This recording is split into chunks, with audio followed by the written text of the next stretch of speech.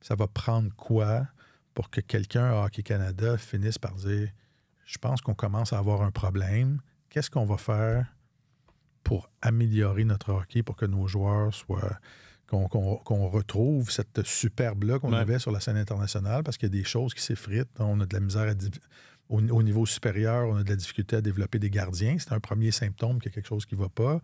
On perd des joueurs dans la Ligue nationale en pourcentage assez important depuis une quinzaine d'années. C'est un autre symptôme.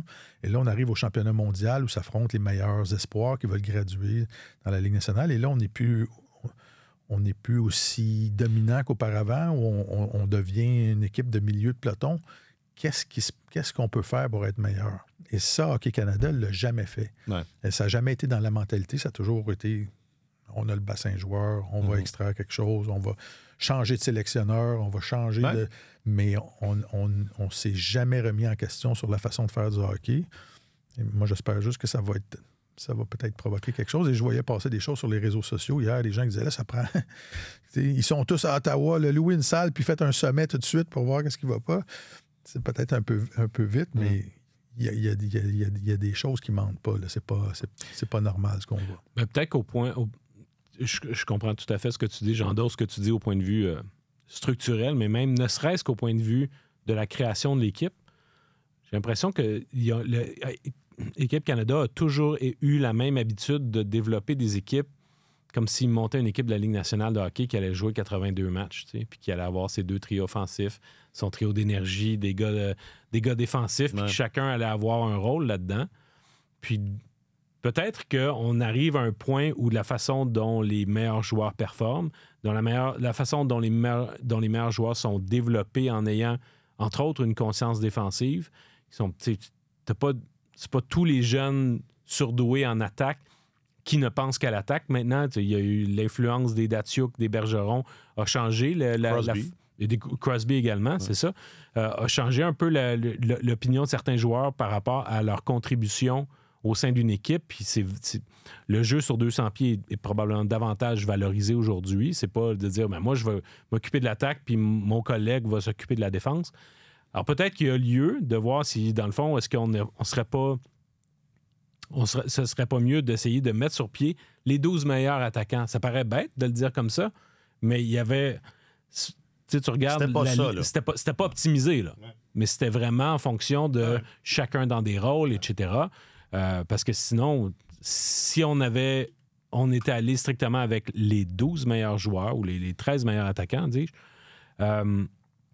et sans égard à l'âge non plus, puis qu'on avait dit, OK, on va aller davantage, on va piger des 17 ans, des 18 ans, mais on va aller vers les meilleurs joueurs, les meilleurs talents, on aurait probablement eu un résultat différent. Mais sauf que c'est pas une orientation que Hockey Canada a suivi. Ça a toujours été dans une mentalité qui est beaucoup plus... le collectif, qu'on va jouer Canadian Way. La façon le Canadian Way. Ouais. Et moi, sur l'âge, je trouve qu'il y a une forme d'arrogance au Canada aussi. Il y a une énorme... Peu importe le niveau de talent, là, il y a une énorme différence entre un joueur de 17 ans et un joueur de 19 ans sur la scène internationale. On le voit chaque année, nous autres, les gars qui viennent de se faire repêcher, d'être choisis au repêchage précédent, qui arrivent à leur premier camp d'entraînement dans la Ligue nationale. C'est comme s'ils réussissent à mettre leur culotte du bon côté puis à attacher leurs patins. Ils disent, OK, wow, ils ont bien fait au camp, mais quand ils reviennent au deuxième camp, c'est pas du tout le même joueur. Là. Et là, on avait, quand le Canada a commencé le tournoi, Gavin McKenna était un des joueurs importants dans cette équipe-là. Là. Puis là, il y a des gens qui disent, ouais, il était supposé être bon. Il a fait je pense qu'il y a 1 point dans le tournoi. Mais regardez, Connor McDavid, il a 4 points à son premier tournoi avec Équipe Canada. Là. Puis avoir un défenseur de 17 ans comme étant ton ancrage en défense, pose-toi des questions. Là. Si tu bâtis ton équipe, tu t'en vas sur la scène mondiale avec les meilleurs joueurs de 19 ans, puis qu'à 17, tu as des joueurs de 17 ans qui occupent des rôles importants. Des rôles importants, c'est parce qu'il y a quelque chose qui ne va pas. Là.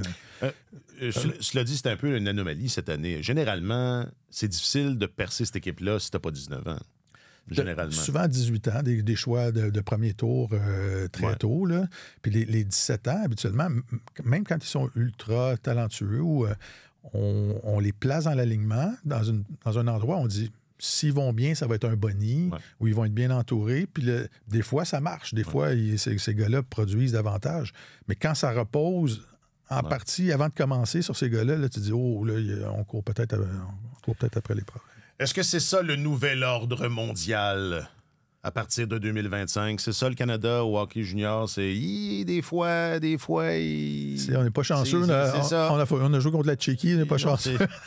Ben, peut-être que c'est ça. C'est ça que nos enfants... Ouais, mais là, c'était la Tchéquie. Mais là... Mais peut-être que c'est... on pourrait tout simplement réduire ça à dire la cuvée des 19 ans au Canada n'était pas forte. Puis on s'est... parce qu'il y a beaucoup de joueurs dont on déplore l'absence parce que ce sont des joueurs de grand talent qui ont 17 ou 18 ans, tu sais. Que ce soit Misa, Zeneca, peut-être pas sûr qu'il y a Andrew Crystal, mais d'autres en tout cas. Ouais. Carter Yakimchuk, t'as des gars qui viennent d'être repêchés. Alors, c'est pas nécessairement dans la gamme des 19 ans, mais tu regardes ceux qui ont 19 ans dans cette organisation-là, dans cette formation-là, ils n'ont rien cassé. Là. Autre affaire juste pour terminer, qui a attiré mon attention, entraîneur de la Ligue de l'Ontario en chef. Oui. 14 joueurs de la Ligue de l'Ontario dans l'équipe. Mais ça... j'ai fait une étude là-dessus, j'ai fait une chronique l'année passée ou l'année d'avant là-dessus. Et quand tu regardes sur une longue période la provenance des joueurs sur Équipe Canada Junior, ça correspond pas mal au bassin. Tu sais, si par exemple, au Québec, si on a 19% du bassin de joueurs au Canada, ça arrive à 18,8% sur une longue période, le nombre de joueurs qui se taillent une place.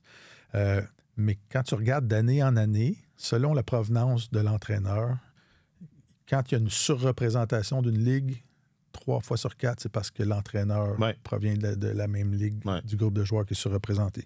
Quand ça arrive, quand un entraîneur de l'Ouest est là, il y a plus de joueurs de l'Ouest. Entraîneur de l'Ontario, plus de joueurs de l'Ontario. Et écoute, 14 joueurs... Entraîneur du Québec, il n'y a jamais plus de joueurs du Québec. Il y a plus de joueurs du Québec par rapport à l'année d'avant, mais... Regarde quand Benoît Gros était là, quand Dominique Ducharme était là avec Joël Bouchard, il y avait plus de joueurs du Québec. Il y avait plus de joueurs mais il n'y en avait pas 14. Il n'y avait pas, c'est ça. C'était pas le tiers ou la moitié de l'équipe. Mais quand même, 14 joueurs de l'Ontario dans l'équipe. C'était équipe Ontario contre le reste du monde. En tout cas, parce que je trouvais ça intéressant de le souligner parce que ça arrive très, très souvent. Mais j'allais dire, c'est normal. C'est un peu toujours comme ça, mais reste que là, c'était peut-être excessif. Ouais. Parce que c'est toujours un peu comme ça. Puis c'est un peu normal, non? Entre guillemets, veut pas... l'entraîneur de l'Ouest, connaît un peu plus les joueurs de l'Ouest et même chose pour l'Ontario. Mais j'avoue que dans ce cas-ci... Oui, mais tu as un groupe de direction qui sont plusieurs là-dedans. Qui sont supposés dire non, lui est meilleur que ton gars de ta ligue. Il ne devrait pas avoir d'angle mort, normalement. Oui, mais j'ai dans ma ligue. Non. Oui, mais non, mais... Hey, c'est un vieux réflexe, le népotisme au hockey. C'est pas les gars on voit ça partout. C'est pas les gars qui ont des chalets autour du lac qui ont inventé ça. Non.